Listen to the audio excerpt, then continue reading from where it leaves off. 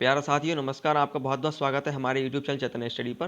दोस्तों हम आपके लिए लेकर के आए हैं डीएलएड चतुर्थ सेमेस्टर का प्रश्न पत्र का हल हिंदी। ठीक है, ये जो परीक्षा थी वर्ष 2019 में हुई है, इसकी वस्तुनिष्ठ प्रश्नों से हम करना हल शुरू करते हैं। जल्द से जल्द इस प्रश्न पत्र को हम हल करने की कोशिश करेंगे। उसके अलावा जो आगे के प्रश्न पत्र हैं उनकी जो वीडियो का लिंक है नीचे डिस्क्रिप्शन में दे रखा है, आप वहाँ से जाकर के देख सकते हैं। पहला प्रश्न है जमीन पक गई है, इसका काव्य संग्रह किसका है? तो यह है केदारनाथ सिंह का। दूसरा प्रश्न है देवेंद्र शब्द में संधि है, तो यह है गुण संधि। ठीक है, देव प्लस इंद्र। अगला प्रश्न देख लीजिए आप, स्वच्छ शब्द का अर्थ है, तो यह है सुंदर आंख। ठीक है, अगला प्रश्न है आपका सुंदरता शब्द में संज्ञा है, तो सुंदरता शब्द में संज्ञा है आपकी भाववाचक संज्ञा। एक वस्तुनिष्ठ प्रश्न यह है हमारा, तुम अपने कार्य में सफल रहो, वाक्य किस प्रकार का है? तो ये वाक्य हमारा इच्छा सूचक वाक्य है। ठीक है, आगे बढ़ते हैं हम। अगला प्रश्न है कि प्रकृति का सुकुमार कवि किसे कहा जाता है? तो ये कहा जाता है सुमित्रानंदन पंत को। अगला प्रश्न है कि श्लेष अलंकार की परिभाषा लिखिए। देखिए श्लेष अलंकार में परिभाषा अगर आप श्लेष की लिखेंगे तो श्लेष का अर्थ होता है चिपकना। यानी हम कहें तो किसी भी मतलब जो है एक ही शब्द अगर बार बार आए किसी पंक्ति में और उसका जो अर्थ है हमारा प्रत्येक जगह पर अलग हो, ठीक है, तो उसको हम बोलेंगे श्लेष अलंकार। आगे है प्रत्यय उपसर्ग से बनने वाले कोई दो शब्द बनाइए। तो आप प्रकृति कर सकते हैं, प्रबल कर सकते हैं, ठीक है, और उसके अलावा प्रसंग लिख सकते हैं। उसके अलावा जो भी आपको उचित लगे आप लिख सकते हैं। अगला प्रश्न है जो पुरुष अभिनय करे, वाक्यांश के लिए एक शब्द लिखिए। तो उसके लिए एक शब्द है हमारा अभिनेता।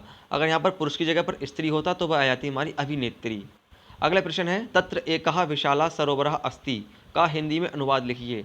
तत्र माने होता है वहाँ, एका माने एक, विशाला माने विशाल, सरोवर माने तालाब, अस्ति माने है, यानी वहाँ एक विशाल तालाब है। अगला प्रश्न है हरि शब्द का तृतीय विभक्ति और एक वचन का रूप लिखिए। तो ये आपका हो जाएगा हरीरा। ठीक है, हरीरा, ये आपका हो जाएगा दोस्तों हरीरा। ठीक है, अब इसके लघु उत्तरी प्रश्नों की बात करें हम तो कबीरदास जी का जीवन परिचय जो है आपको लिखना है और उनकी जो रचना है उनको लिखना है। कबीरदास जी की रचना है बीजक, ठीक है, साखी शबद रमैनी। उसके अलावा जो उनका जीवन परिचय है आपको वो लिखना है। कारक किसे कहते हैं? तो वे शब्द जो नाउन यानी संज्ञा या सर्वनाम को जोड़ते हो, ठीक है, तो उनको हम कारक कहते हैं। आपको पता हो कारक 8 होते हैं, कर्ता ने कर्म को करण से संप्रदान के लिए इत्यादि जो भी कुछ है आपको वो सभी यहाँ पर लिखना है। और जीवनी एवं आत्मकथा के मूलभूत अंतर लिखिए। ठीक है, कुछ अंतर होते हैं जीवनी और आत्मकथा के, वो आपको लिखने हैं। जीवनी जो होती है वो कोई भी व्यक्ति किसी दूसरे व्यक्ति के बारे में लिखता है, और जो आत्मकथा होती है वह व्यक्ति स्वयं ही लिखता है।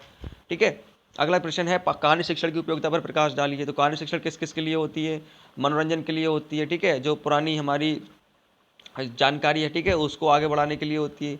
और उसके अलावा जो बच्चों की श्रवण शक्ति होती है उसको पहचानने में मदद मिलती है। उसके अलावा बहुत सी जो है कहानी शिक्षण की उपयोगिता हो सकती है। और अगला प्रश्न है देखिए कि अपनी पाठ्य पुस्तक से 4 पंक्ति के कुछ श्लोक लिखिए। तो जो भी आपने श्लोक याद किया हो आप श्लोक यहाँ पर लिख सकते हैं। अगला है आपका मक्षिका, ठीक है, शब्दों का हिंदी में अर्थ लिखिए। तो मक्षिका का अर्थ होता है मक्खी, और जो है आपका और एक आपका दे रहा है ये बहवा। बहवा का अर्थ होता है बड़ी संख्या में। माँ का अर्थ आता है नहीं में, और तक्रम माने होता है आपका मट्ठा। अगला प्रश्न देखिए, निम्नलिखित संस्कृत शब्दों का संधि विच्छेद कीजिए। मनोरथा, तो मनहा यानी कि मा ना हना, मनहा प्लस रथा। ठीक है, अब दूसरा है आपका सज्जन, तो सत प्लस जनहा। अगला संधि है आपको बसंतोत्सव, तो आप लिखेंगे बसंत प्लस उत्सव। अगर उत्सव, ठीक है, लास्ट में जो आपका जो बिंदी है विसर्ग बिंदी वो लगेंगी। आपका है मध्यवरी, तो मध्यवरी में आपका मधु प्लस वरी, ठीक है, मधु प्लस वरी, और लास्ट में आपके जो है 2 विसर्ग भी लगेंगे। तो दोस्तों उम्मीद करता हूँ आपको ये प्रश्न पत्र अच्छे से समझ में आया होगा। उसके अलावा यदि आपके और जो अगर प्रश्न बन पा रहे हो तो कमेंट करके आप पूछ सकते हैं। उसके अलावा आप किस विषय का प्रश्न पत्र चाहते हैं वो भी हमें जानकारी देकर अवश्य बताएं। फिलहाल दोस्तों मिलते हैं आपसे अगले प्रश्न पत्र की वीडियो में, तब तक के लिए नमस्कार, अपना ख्याल रखें, स्वच्छ रहें, स्वस्थ रहें, धन्यवाद।